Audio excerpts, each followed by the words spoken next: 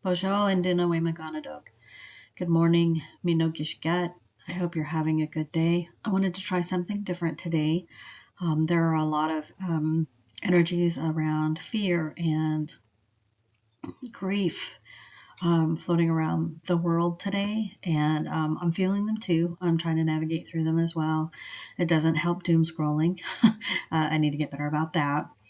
But we're going to want to talk about something that I think is really important to have a safe place to like process it. And I hope that I can create a safe space for all of us to process that. What I'm going to do is I'm going to kind of talk to you while I'm journaling, which I've never done before and is pretty personal. But as I was journaling this morning, I sensed that this was something that would probably be helpful. So we're going to do that. This is going to be a longer video as a result of that.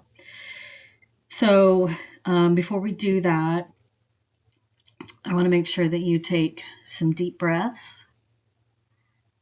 Pause this video if you need to do that. Get yourself grounded. Make sure you're in a safe space. If you're not in a safe space right now, please save this video to watch later.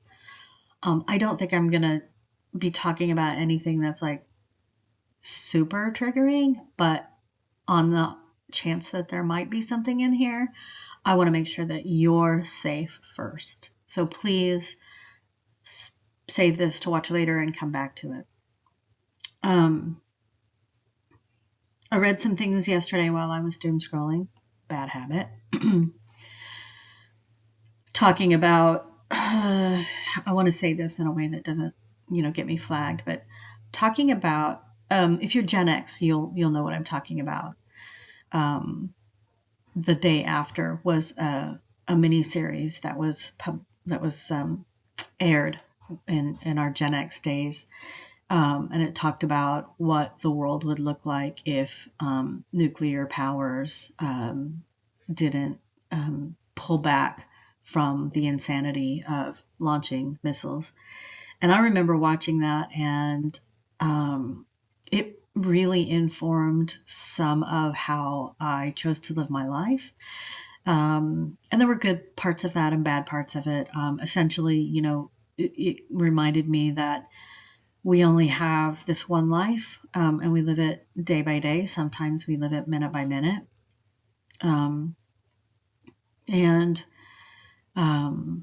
So when I was doom scrolling, I ran across a post that talked about this potentially coming to be, and it got me thinking about how to approach life. And one of the things that I had written is that if this were going to be my last day, how would I want to live that life? Would I want to live it in grace? Would I want it to be full of kindness? Do I have the skills to do that? Am I able to do that? So it's kind of started this process for me that I was journaling about this morning. And why I want to talk about it right now is because if we aren't able to talk about it in safe spaces with people who know how to manage our energies, if we can't manage, manage is a bad word. If we can't hold space for each other and set aside our fear and our worries for a minute to be with someone else, these fears are going to fester, and they're going to manifest, and they're going to contribute to the culmination of this being manifested, potentially.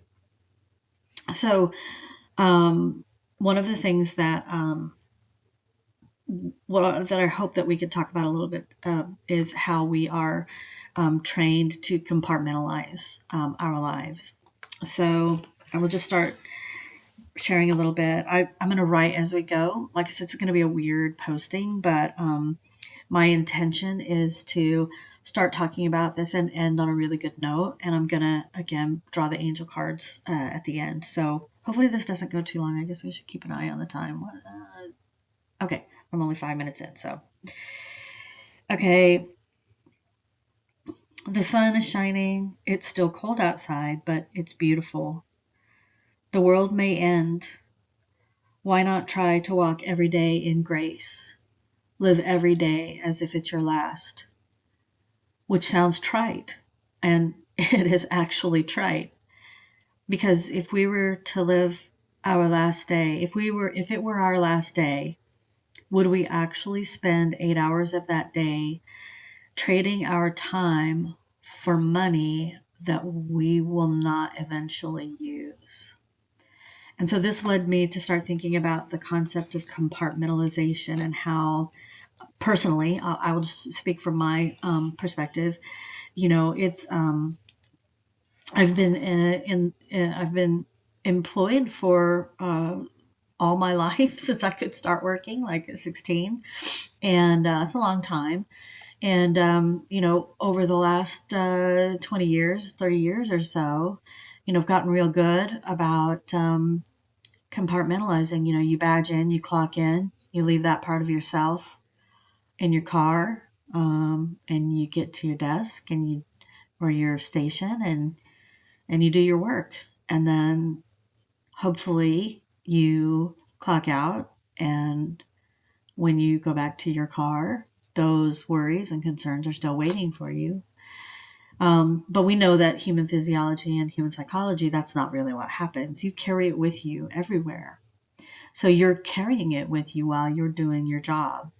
But we get really good at compartmentalizing it and trying to set it aside, thinking that it doesn't bleed over into how we show up every day. That's not true. We know that's not true. So if we come back to this idea of how would we live each day as if it were our last, and if we chose to commit to walking in grace, walking in kindness, walking in peace, what would that look like? Could we do it? What would the benefit of that be?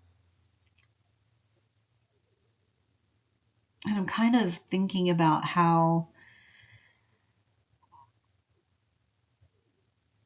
I think it would be challenging. I think it sounds nice, and that's why I said it's trite. But you have to be walking that path with other people, I think. And that's part of why I feel compelled to make these videos. As you can tell, it's not for, glamorizing myself. I just get up in the morning and sit down. I'm just trying to talk some stuff out. And hopefully there are people who listen. So anyway, back to the point. All right. So you need to have people. Okay. So I'm going to write this down. So we compartmentalize, and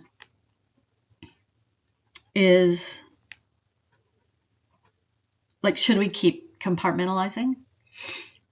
And if we were going to break that habit of compartmentalizing our lives, how would we start doing that? Also, real quick in here, I'm just journaling out loud. I am not a psychologist. I'm not a psychiatrist. I don't know anything that merits me talking about mental health. So if you are a person who has struggled with how to maintain your sanity in this world, I highly suggest that you reach out and find a mental health professional. I know it's hard. I have friends who are looking for help, and I've looked for help before as well. And it's a lot of false starts trying to find that person who actually can help you, meet you where you're at, but keep trying, please. Please keep trying. It's important that you take care of yourself so that you can bring your gifts to this world. And you need to do that from a good, mentally healthy, stable place. So if you are looking for that help, please keep seeking it. Please keep trying. We need you. And you're not going to get it here. That's not my role. I'm not that person. I'm just curious and walking through some things that might help us spiritually, that might feed our souls, because we are primarily souls walking this planet. Okay, so we compartmentalize. What if we decided that we were going to try to break that habit? We're not going to break that habit overnight. It's going to be a process of unlearning that. And if we are going to unlearn that, we have to be able to identify where we compartmentalize.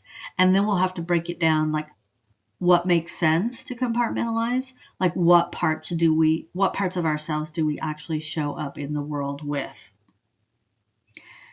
But additionally, we need a cohort of souls that can help us walk through that.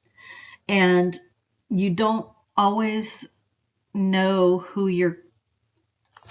you don't always know, it seems to me, who your actual soul cohort is, because we compartmentalize, because we show up to work with a mask on, or we show up in public spaces with a mask on.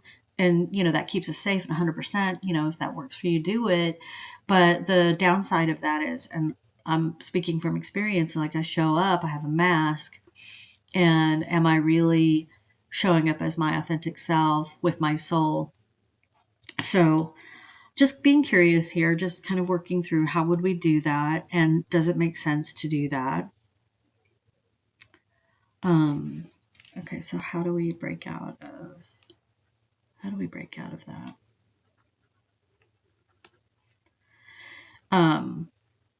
And I think that's really important too, because as it stands right now, I mean, our systems are our body politic, our systems, our societal systems are starting to show cracks, and there's realities that are popping through that maybe we haven't faced about our societal structures. And darn it, I did not want that to do that.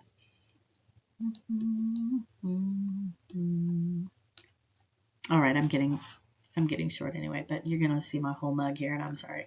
I gotta remember not to put my finger up when I do this. So there are some parts of our lives that we do need to keep compartmentalized in order to function, but the idea, I think, is to let the question of how can I show up with grace and kindness in these moments, because tomorrow the world might be very different than it is today. And if I were to not wake up tomorrow, then would I have walked to the best of my ability in that grace and kindness as a legacy? So again, if you are having issues with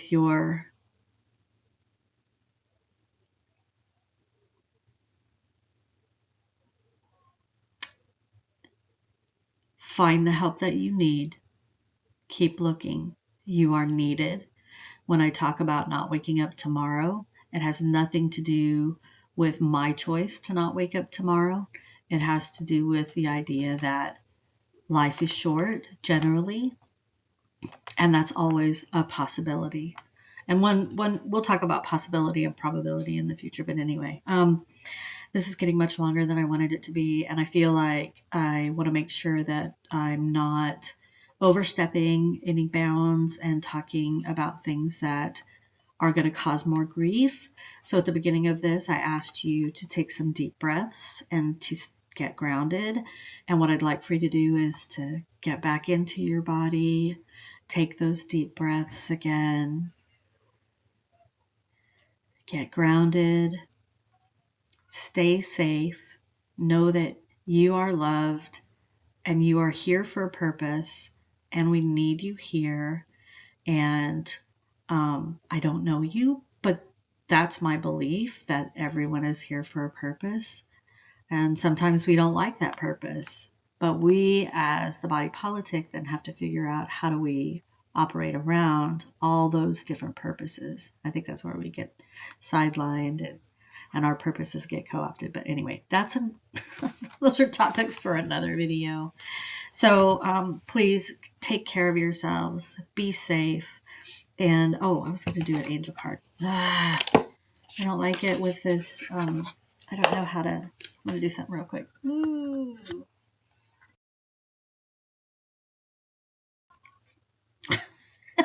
Didn't work. All right, one day I'll get good at this and know what the hell I'm doing. All right, we'll do an angel card and we'll see what is the ending message for the collective today. For you to go out, no matter what time of day you're watching this, what day that you're watching this. I'm recording this on 4/4. All right, let's put the deck and let's have a knock. 0505, unexpected shift.